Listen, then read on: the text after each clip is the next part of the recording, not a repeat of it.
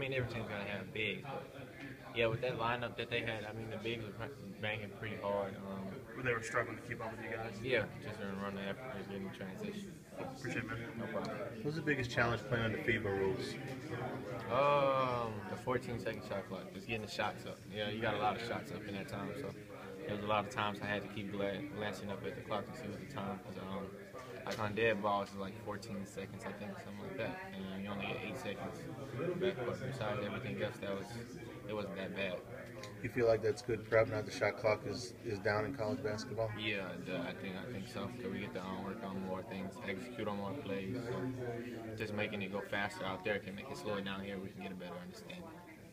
I think you were kind of talking about it as I walked up, and Ben was saying he was the biggest guy on the court for y'all at a lot of points on the trip. How did you guys feel that lineup went with him as the biggest and some smaller guys around him? I don't think it was such a problem because Ben can play the 1 through 5, so it wasn't a problem with a post look.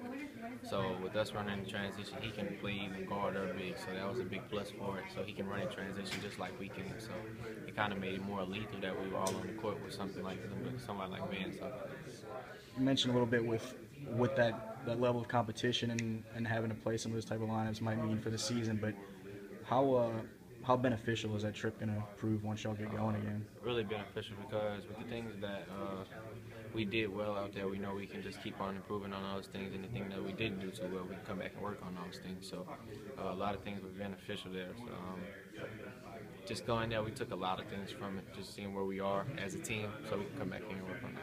What were some of those things, some of the things that you felt like y'all did as well as anything, and some of the things that stood out as spots that most need to be worked on?